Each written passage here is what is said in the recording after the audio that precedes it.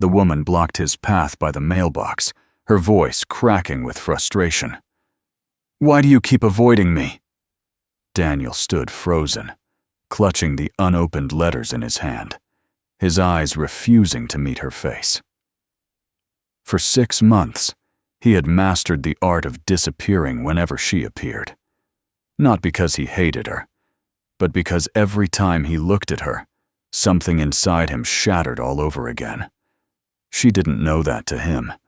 She was never just a neighbor. So what was it about this woman's eyes that made a single father run from his own life?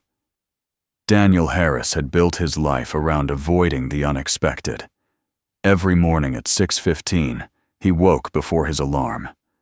By 6:45, he had breakfast ready for his son. At 7:20, he walked Ethan to the bus stop at the end of their street in this quiet Oregon suburb. Then he returned home, sat at his desk, and worked until 3 in the afternoon. He picked up Ethan, made dinner, helped with homework, and put the boy to bed by 8:30. The routine never changed. It was the only thing keeping him together. 2 years ago, his wife Emily died in a car accident. She had been driving to the pharmacy late at night because Ethan had a fever and they were out of children's medicine. Daniel had asked her to go. He remembered standing in the doorway, watching her grab her keys, telling her to drive safe. She had smiled at him, said she loved him, and he had responded with nothing more than a nod and a reminder to be careful.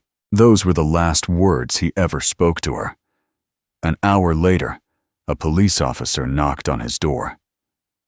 After the funeral, Daniel couldn't stay in their old house. Every corner held a memory. Every room echoed with her voice. He sold everything, packed what little remained of their life, and moved to this small town where nobody knew his name or his story. He cut off contact with Emily's family completely. Her mother, Margaret, had screamed at him at the burial, calling him a murderer, blaming him for sending Emily out that night. He couldn't argue with her. He blamed himself, too. Ethan was only 5 when his mother died. Now at 7, the boy's memories of her had faded into something distant and unclear. He remembered her smell sometimes. He remembered a song she used to sing, but her face was becoming harder to recall without looking at photographs. Lately, Ethan had started asking more questions about her. What was she like? Did she love me? Why did she have to go? Each question drove a knife deeper into Daniel's chest, but he answered them as best he could because his son deserved at least that much. 6 months ago, a woman moved into the house next door. Daniel noticed her the day the moving truck arrived. He had glanced out his window and felt his heart stop. She had the same dark hair, the same way of tilting her head when she looked at something, the same gentle curve to her shoulders. But it was her eyes that destroyed him. When she turned toward his house, and their gazes accidentally met, Daniel saw Emily staring back at him. He knew immediately who she was. Sarah Mitchell, Emily's older sister. The one who had been living in New York for years. The one who missed the funeral because she was overseas for work. From that day on, Daniel made it his mission to never cross paths with her. He memorized her schedule through careful observation. She left for work at 7:50, so he made sure Ethan caught the bus at 7:20. She came home around 4:30, so he stayed inside until after 5. On weekends, he watched from behind his curtains to see when she went out, then timed his own errands around her absence. It was exhausting, but it was necessary. Every glimpse of her face sent him spiraling back to the night Emily died. Sarah tried to be friendly at first. She waved at him from her driveway, but he pretended not to see. She left a plate of cookies on his porch with a note introducing herself, and he threw them away without reading it. Once, she called out to him when he was getting his mail, and he turned around and walked back inside without a word. He knew he was being cruel, But cruelty was easier than confrontation. Cruelty didn't require him to explain why looking at her made him feel like he was drowning. One afternoon, Sarah saw Ethan playing alone in the backyard. Daniel was inside on a work call, unaware that his son had wandered outside. From her kitchen window, Sarah watched the boy kicking a ball against the fence, and something in her chest tightened. She recognized that profile, the shape of his nose, the way his hair fell across his forehead. This was her nephew, the child Emily had written about in every letter, the boy Sarah had never properly met because she had been too proud, too busy, too far away to come home. She had last seen Ethan when he was barely 2 years old, a toddler who wouldn't remember her face. Now he was 7, and he had no idea that the woman next door was his aunt. That Saturday morning, Sarah decided she had waited long enough. She positioned herself by the mailboxes at the end of the driveway, knowing Daniel would come out eventually. She had rehearsed what she wanted to say 100 times in her head, but when she finally saw him walking toward her, all her prepared words vanished. He spotted her too late to retreat. His steps slowed, his jaw tightened, and she could see him calculating whether he could grab his mail and escape before she spoke. She didn't give him the chance. She stepped directly into his path, blocking his way to the mailbox, and forced him to acknowledge her existence. Her voice came out sharper than she intended, cracking with 6 months of accumulated frustration and hurt. She asked him why he kept avoiding her, what she had done to deserve being treated like a stranger. Daniel stood there, clutching his unopened letters, refusing to meet her eyes. His knuckles were white against the paper. Sarah pressed harder. She told him it had been 6 months. 6 months of watching him disappear every time she stepped outside. 6 months of being ignored, of having her attempts at basic neighborly kindness rejected. She wasn't asking to be his friend. She just wanted to know what she had done wrong. She told him she deserved at least that much, an explanation, a reason, anything other than this inexplicable coldness. Daniel finally looked at her. It was a mistake. Her eyes were exactly like Emily's, that particular shade of brown that caught the light in a way he had never seen in anyone else. For a moment, he wasn't standing in his driveway in Oregon. He was back in their old kitchen, watching Emily laugh at something he said, watching those same eyes crinkle at the corners. The grief hit him like a physical blow, sudden and overwhelming. And before he could stop himself, the truth spilled out. He told her that looking at her hurt. Then he pushed past her and walked back to his house without another word, leaving her standing alone by the mailbox with a question she couldn't begin to understand. Sarah didn't move for a long time. She stood there replaying his words, trying to make sense of them. Looking at her caused him pain. What could that possibly mean? She wasn't a threat. She hadn't done anything to him. They had never even had a real conversation. But something about the way he said it, the raw anguish in his voice, made her think this wasn't about her at all. This was about something deeper, something he was running from. And for the first time, she began to wonder if Daniel knew exactly who she was. That evening, after Ethan had gone to bed, Daniel sat alone in his living room staring at a photograph of Emily. He had said too much. He knew that. The words had escaped before he could catch them, and now Sarah would start asking questions he wasn't prepared to answer. He considered packing up again, finding another town, starting over somewhere she couldn't follow. But he was tired of running, and Ethan had finally started making friends at school, finally seemed happy in a way he hadn't been since Emily died. Daniel couldn't take that away from him. A knock at the door interrupted his thoughts. He knew who it was before he even stood up. When he opened the door, Sarah was standing on his porch with her arms crossed over her chest. She looked like she had been crying. though her eyes were dry now. She told him they needed to talk. He told her there was nothing to talk about. But before he could close the door, a small voice came from behind him. Ethan appeared at the top of the stairs, rubbing his eyes sleepily. He asked who was at the door. Daniel told him to go back to bed, but the boy was already coming down the steps. Sarah saw him clearly for the first time at close range. His smile when he looked at his father, curious and innocent. It was Emily's smile. Exactly Emily's smile. Sarah felt her breath catch in her throat.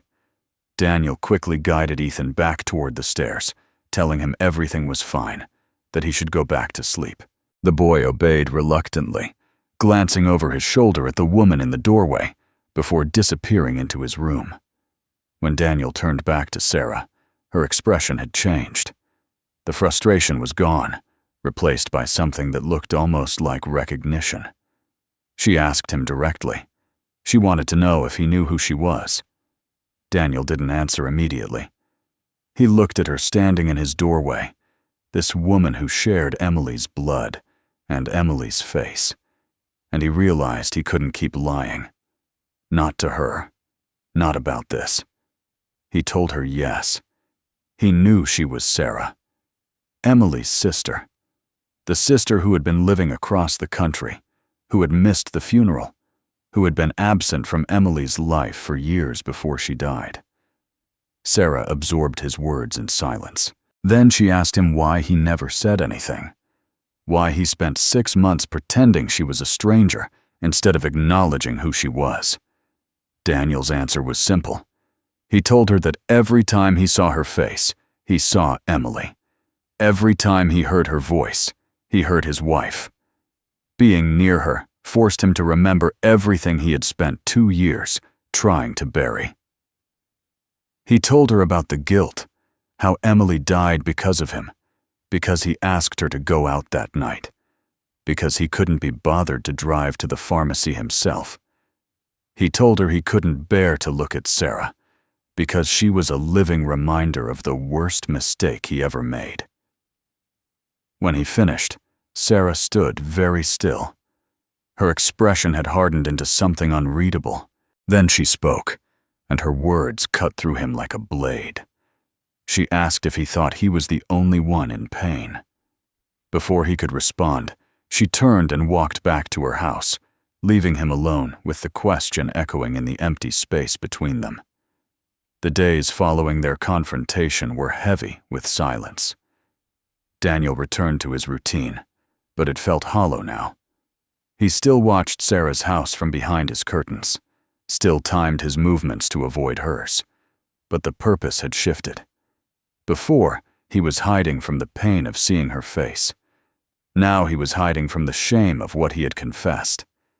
He had told her things he had never spoken aloud to anyone, not even to himself, in the darkest hours of the night, and she had walked away without a word of comfort or condemnation, leaving him suspended in uncertainty. Sarah spent those same days replaying their conversation in her mind. She had asked him if he thought he was the only one suffering, but she hadn't stayed to hear his answer. The truth was, she wasn't ready to share her own pain. Not yet. For 5 years before Emily's death, Sarah had lived in New York, building a career she thought mattered more than family. She and Emily had drifted apart after a bitter argument about their mother, Margaret, and the distance between them had grown wider with each passing year. Emily kept writing letters, kept trying to bridge the gap, but Sarah never wrote back. She told herself she was too busy, that there would be time later to reconcile. Then Emily died, and later never came. Sarah was in London for a work conference when she got the call. By the time she arranged a flight back to the States, the funeral was already over. Margaret never forgave her for that. Her mother screamed at her on the phone, calling her selfish, accusing her of abandoning her sister when she needed her most. Sarah couldn't argue. Everything Margaret said was true. She had chosen her career over her family, and now she would carry that choice for the rest of her life. Daniel didn't know any of this. He only knew that Sarah had been absent, that she hadn't been there when Emily was buried, that she had stayed away while he grieved alone with a 5-year-old who kept asking where Mommy went. He had resented her for that, in a distant way, but now, standing in the wreckage of his confession, he began to wonder what her absence had cost her. Her question echoed in his mind. Did he really think he was the only one in pain? The answer, he was beginning to realize, was more complicated than he wanted to admit. Meanwhile, Ethan had started asking about the neighbor lady. He wanted to know why she never came over, why Daddy always seemed upset when she was around. Daniel deflected the questions as best he could, telling Ethan that adults sometimes had complicated relationships, that it wasn't anything he needed to worry about. But the boy was perceptive in the way children often are. He sensed that something was wrong, even if he couldn't name it. At night, he started having dreams about his mother again, waking up crying for a woman whose face he could barely remember. A week after their confrontation, Sarah appeared at Daniel's door in the middle of the day. Ethan was at school, and Daniel was working from home as usual. He almost didn't answer when he saw her through the window, but something in her posture made him reconsider. She looked different. The frustration was gone from her face, replaced by something that looked almost like defeat. She was holding a small cardboard box against her chest. Daniel opened the door, but didn't invite her in. He asked what she wanted, his voice flat and guarded. Sarah told him she had something to show him, something he needed to see. She said she wasn't there to fight or to demand anything from him. She just wanted him to understand why she was here, why she had moved to this specific house in this specific town. Daniel studied her face for a long moment, then stepped aside to let her enter. They sat across from each other in his living room, the box between them on the coffee table. Sarah opened it slowly and pulled out a stack of envelopes, each one addressed to her in handwriting. Daniel recognized immediately. It was Emily's handwriting. He had seen it on grocery lists, on birthday cards, on the note she left on the kitchen counter the night she died, telling him she would be back soon. His throat tightened at the sight of those familiar loops and curves. Sarah explained that Emily had written to her every few months for 5 years. She had documented her life in those letters, sharing stories about her marriage, her pregnancy, her joy when Ethan was born. She wrote about Daniel constantly, describing him as the best man she had ever known, someone who made her feel safe and loved in a way she had never experienced before. She wrote about wanting Sarah to come home, to meet Ethan, to be part of their family again. And Sarah had never responded. Not once. She handed Daniel the last letter Emily ever wrote, dated 2 weeks before the accident. He took it with trembling hands and read it in silence. Emily's words were warm and hopeful, talking about how Ethan was growing so fast, how he had started asking about Aunt Sarah, how Emily wished her sister could see the life she had built. At the end, Emily wrote that she missed Sarah every day, that she hoped someday they could start over, that she loved her no matter what. Daniel finished reading and looked up at Sarah, who had tears running down her cheeks. Sarah told him the rest. After Emily's death, she had fallen apart completely. She couldn't eat, couldn't sleep, couldn't function. By the time she returned to the country, Daniel had already moved away and cut off all contact with the Mitchell family. Margaret blamed both of them equally, Daniel for causing the accident, and Sarah for being absent when it mattered. For 2 years, Sarah tried to find where Daniel had gone, but he had covered his tracks well. Finally, she hired a private investigator who located him in Oregon. She spent months arranging the move, selling her apartment in New York, transferring to a local school. She told Daniel she hadn't come here by accident. She had spent 2 years searching for him. Daniel asked her why. What could she possibly want from him after all this time? Sarah's answer was simple. She wanted to know her nephew. She wanted to be part of Ethan's life, to fulfill the promise she should have made to Emily when her sister was still alive. And she wanted to stop running from her guilt, even if that meant facing the man who reminded her of everything she had lost. She told Daniel that she understood now why looking at her caused him pain. Because looking at him caused her the same pain. They were two people haunted by the same ghost, blaming themselves for a tragedy neither of them could have prevented. For the first time since Emily died, Daniel felt something other than guilt when he thought about that night. He felt understood. Sarah wasn't there to judge him or absolve him. She was there because she was drowning in the same ocean of regret, and she had finally found someone who knew what it felt like. They sat in silence for a long time, the letters scattered between them, neither knowing what to say next. But something had shifted. The wall Daniel had built around himself had developed its first crack. Daniel agreed to let Sarah see Ethan, but only as the neighbor. He wasn't ready to explain the truth to his son. Wasn't sure how a 7-year-old would process the sudden appearance of an aunt he didn't know existed. Sarah accepted the condition without argument. She understood that trust had to be built slowly, that pushing too hard would only drive Daniel back behind his walls.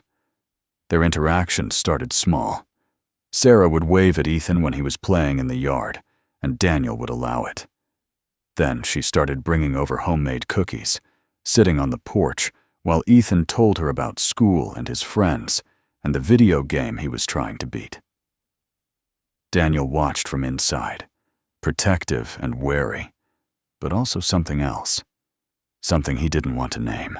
Ethan took to Sarah quickly. He liked her stories and her laugh. He liked that she listened to him without interrupting, that she remembered the details he shared, and asked follow-up questions the next time they spoke. One afternoon, she baked a cake with him, and when Daniel came outside to check on them, Ethan was covered in flour and grinning wider than Daniel had seen in months. The boy told his father that Sarah's cake smelled like something from a dream, something he couldn't quite remember, but knew was good. Daniel felt the ground shifting beneath his feet. He had expected to resent Sarah's presence, to count the days until she gave up and left them alone. Instead, he found himself watching for her through the window, not to avoid her, but to see her. He noticed the way she tilted her head when she listened, the way her hands moved when she talked, the small dimple that appeared on her left cheek when she smiled. These were not Emily's gestures. They belonged to Sarah alone, and that realization troubled him more than he wanted to admit. The question began to haunt him at night, when the house was quiet and Ethan was asleep. If he developed feelings for Sarah, what would that mean? She was Emily's sister, the woman who shared his wife's blood, who carried echoes of his wife's face. Was it possible to love her without it being a betrayal? Or would any affection he felt be nothing more than a desperate attempt to hold on to a ghost? He didn't know the answer, and the uncertainty kept him awake until dawn. Sarah was fighting the same battle. She had come here for Ethan, to be the aunt she should have been all along. She hadn't expected to feel anything for Daniel beyond guilt and awkwardness, but watching him with his son, seeing the tenderness in his eyes when he helped Ethan with homework or bandaged a scraped knee, she began to see the man Emily had written about in all those letters, the best man she ever knew. Sarah caught herself thinking about him at odd hours, wondering what he was doing, whether he was sleeping, whether he was lonely. The thoughts made her feel sick with shame. Emily had only been gone 2 years. What kind of sister would fall for her dead sister's husband? One night, everything nearly collapsed. Ethan had a nightmare and woke up screaming for his mother. Daniel ran to his room and held him, but the boy wouldn't stop crying. He kept asking for Mommy, kept saying he saw her in his dream, and then she disappeared. Daniel felt helpless in a way he hadn't experienced since the early days of grief, when every night was a battle just to survive. Sarah heard the commotion from her house and came over without thinking. She knocked once, then let herself in when no one answered. She found Daniel sitting on Ethan's bed, the boy sobbing in his arms, and without a word, she sat down beside them. She started singing softly, an old lullaby she remembered from childhood, something their grandmother used to sing to both her and Emily when they were small. Ethan's crying gradually slowed. His breathing steadied. Within minutes, he was asleep again. Daniel looked at Sarah in the dim light of his son's bedroom, and something passed between them that neither could deny. Ethan stirred slightly and mumbled that Sarah sang, just like his mommy. Then he drifted back into peaceful sleep. Sarah met Daniel's eyes, and the weight of the moment pressed down on both of them. They were standing on the edge of something neither was prepared to name. Margaret Mitchell arrived on a Tuesday afternoon without warning. Sarah was at work, and Daniel was in his home office when the doorbell rang. He opened the door to find Emily's mother standing on his porch, her face twisted with fury. She pushed past him without waiting to be invited inside, her eyes scanning the living room as if searching for evidence of a crime. Margaret told him she knew everything. She had found out that Sarah was living next door, that she had been spending time with Ethan, that the two of them had been keeping secrets from the family. She called Daniel a murderer, the same word she had hurled at him during Emily's funeral.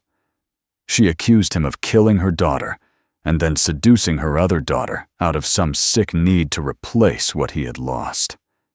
Daniel tried to defend himself, tried to explain that it wasn't like that, but Margaret refused to listen. She threatened him with legal action. She said she would sue for visitation rights, that she would take him to court and make sure everyone knew what kind of man he really was. She told him she had already started talking to the neighbors, warning them about the monster living in their midst. Daniel felt his world crumbling around him. Everything he had built here, the quiet life, the fresh start, the fragile peace he had found, all of it was being torn apart by a grieving woman who needed someone to blame. That evening, Sarah came home to find her mother waiting in her driveway. Margaret's confrontation with her was even worse. She called Sarah a traitor, a disgrace to Emily's memory, a woman without shame or decency. She demanded that Sarah choose between her family and the man who killed her sister. There was no middle ground, no room for nuance or explanation. Margaret wanted Sarah to pack her bags and return to New York immediately, to cut Daniel out of her life forever. The fallout was swift and brutal. Within days, rumors had spread throughout the neighborhood. Parents at Ethan's school started keeping their children away from him. A boy in his class told him that his father was a murderer, that he had heard it from his mother. Ethan came home that afternoon with tears streaming down his face and a question that shattered Daniel completely. He asked his father if it was true. He asked if Daddy had killed Mommy. Daniel knelt in front of his son and tried to explain, tried to find words that a 7-year-old could understand. He told Ethan that Mommy died in an accident, that nobody killed her, that sometimes terrible things happened and nobody was to blame. But even as he spoke, he didn't believe his own words. In his heart, he still carried the conviction that Emily's death was his fault, and now his son was being punished for a crime Daniel had committed against himself. That night, Daniel told Sarah to leave. He stood on her porch in the darkness and told her that her family had brought nothing but pain into his life. First Emily's death, now this. He told her to go back to her mother, to go back to New York, to leave him and Ethan alone before things got any worse. Sarah tried to protest, tried to remind him that they were on the same side. But Daniel's walls had gone back up higher than ever. He walked away without looking back, leaving her alone in the cold. Inside his house, Daniel sat in the dark and stared at nothing. He had been foolish to think he could outrun his past. He had been foolish to let Sarah into their lives, to let himself feel something other than grief. Now, Ethan was hurting. The neighbors thought he was a killer, and Margaret was threatening to drag him through the courts. Maybe she was right. Maybe he didn't deserve to be a father. Maybe the kindest thing he could do was disappear and let Ethan grow up without the shadow of his guilt hanging over him. Daniel spent the next 3 days packing boxes. He moved through the house like a ghost, wrapping dishes in newspaper, folding clothes into suitcases, taking down the photographs from the walls. Ethan watched him with confused eyes, asking where they were going and why they had to leave. Daniel didn't have good answers. He told his son that sometimes people needed to start over, that there was nothing wrong with finding a new place to call home. But even as he spoke, he could hear the hollowness in his own voice. On the 3rd night, after Ethan had finally fallen asleep, Daniel sat alone in the empty living room. The furniture was still there, but the walls were bare. The shelves cleared of books and trinkets. Only one photograph remained. He held it in his hands, staring at Emily's face in the dim light from the street. She was laughing in the picture, caught mid-motion at some birthday party years ago. He couldn't remember whose birthday it was or why she was laughing. He just remembered that she looked happy and that he had been the one holding the camera. He spoke to her in the darkness, his voice barely above a whisper. He told her he was sorry. He told her he had tried to build something good for their son, tried to give Ethan a stable life in a place where nobody knew their story. But he had failed. The past had caught up with him, and now everything was falling apart. He told her he didn't know what to do anymore, didn't know how to keep going when every step forward seemed to lead back to the same pain. A small sound made him turn. Ethan was standing in the doorway, his pajamas wrinkled from sleep, his eyes wet with tears he was trying not to shed. The boy crossed the room and climbed into his father's lap, wrapping his thin arms around Daniel's neck. He said he had heard Daddy talking. He said he didn't want to move again. And then, in a voice that cracked with fear, he said he didn't want to lose his daddy too. Daniel held his son and felt something break inside him. Not the brittle shell of grief he had been carrying for 2 years, but something deeper. The wall he had built to protect himself from feeling anything at all. Ethan needed him. Not a perfect father, not a man without guilt or pain, but him. The flawed, broken person who was trying his best and failing more often than not. Running away wouldn't protect Ethan. It would only teach him that love was something temporary, something that could be packed into boxes and abandoned when things got hard. Across the fence, Sarah was having her own reckoning. Margaret had stayed in town, renting a room at a motel and calling Sarah every few hours to demand an answer. The question was always the same. Was Sarah going to choose her family or the man who destroyed it? There was no middle ground in Margaret's world, no space for complexity or forgiveness. Emily was dead. Someone had to pay, and Daniel was the easiest target for a mother's unprocessed grief. Sarah sat in her kitchen with her phone in her hand, staring at her mother's latest text message. "Come home. Leave him. Honor your sister's memory." The words blurred as tears filled her eyes.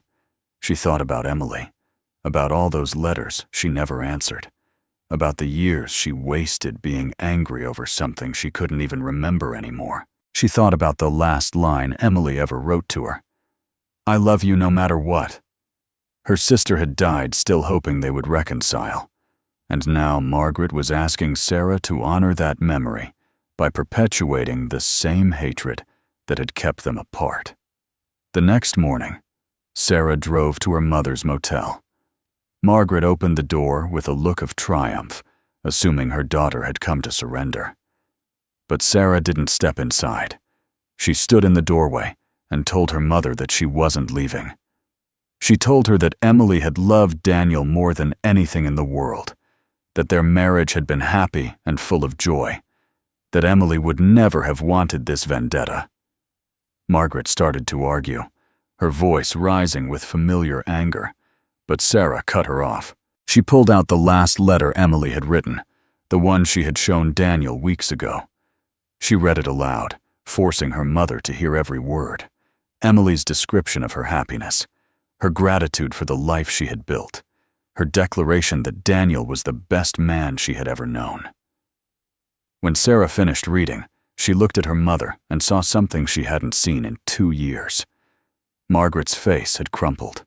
The anger was gone, replaced by raw, unguarded grief. Margaret began to cry. Not the sharp, accusatory tears she had shed at the funeral, but deep, wrenching sobs that shook her entire body. She sank onto the edge of the motel bed and wept for her daughter. Not for the injustice of her death, not for the need to punish someone, but simply for the loss itself, for the empty chair at holidays, for the phone calls that would never come, for the grandchild she had pushed away in her desperate search for someone to blame. Sarah sat beside her and held her hand, and for the first time since Emily died, they grieved together instead of apart.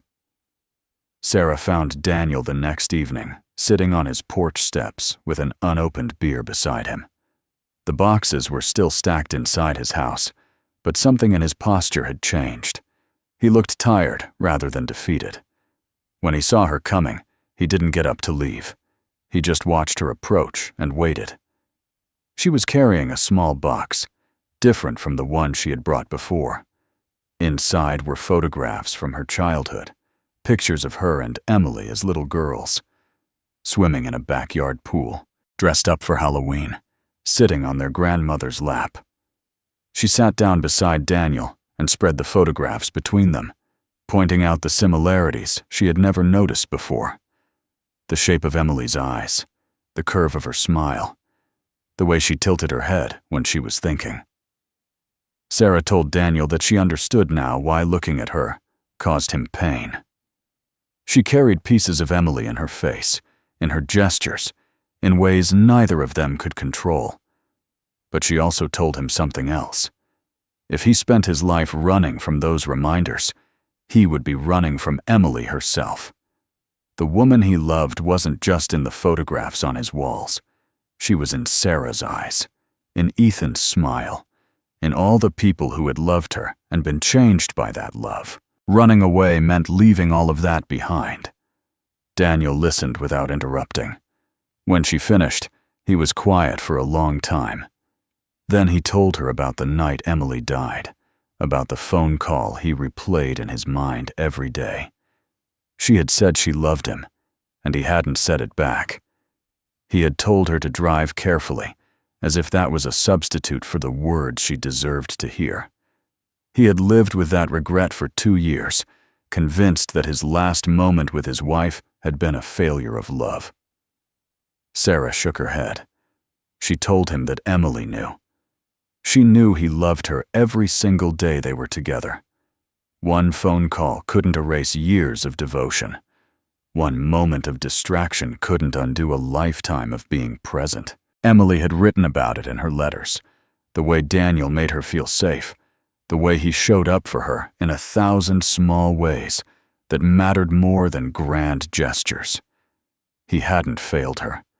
He had loved her completely, and she had known it until the very end. Daniel felt the tears coming, and for once he didn't try to stop them. He cried in a way he hadn't allowed himself since the night of the accident. Not the controlled, private tears he sometimes shed when Ethan was asleep, but real, unguarded grief that shook his shoulders and blurred his vision. Sarah didn't try to comfort him with words. She just sat beside him and let him feel everything he had been running from. When he could speak again, Daniel told her his deepest fear. He was afraid that if he stopped hurting, it would mean he had forgotten Emily. The pain was the last thing tying him to her. If he let it go, she might disappear completely. Sarah took his hand and told him the truth. He would never forget. Emily would always be part of him, part of Ethan, part of the family they had built together. But he could remember her with love instead of pain. He could honor her memory by living instead of just surviving. The next day, Daniel and Sarah sat down with Ethan and told him the truth. They explained that Emily had a sister named Sarah, that Sarah was his aunt, that she had come to Oregon specifically to be part of his life. Ethan listened with wide eyes, processing this new information with the seriousness of a child trying very hard to understand adult things. When they finished, he looked at Sarah for a long moment. Then he asked if she was really his aunt. Daniel confirmed it. Ethan thought about this, his small face scrunched in concentration. Finally, he smiled and said he liked that. He said it explained why Sarah sang like his mommy, because they were sisters, and sisters probably learned the same songs. Daniel felt his heart swell at his son's simple acceptance. Children were resilient in ways adults often forgot. They could absorb new truths and keep moving forward, unburdened by the need to reconcile the past with the present. 6 months passed. The boxes Daniel had packed were unpacked. The photographs went back on the walls, joined now by new ones. Daniel and Ethan at the county fair. Sarah teaching Ethan to ride a bike. The three of them at a picnic in the park, laughing at something outside the frame. Emily's picture remained in its place of honor on the mantel, but it no longer felt like a shrine to grief. It felt like a window to someone who had been loved and was still remembered. Margaret came to visit once a month.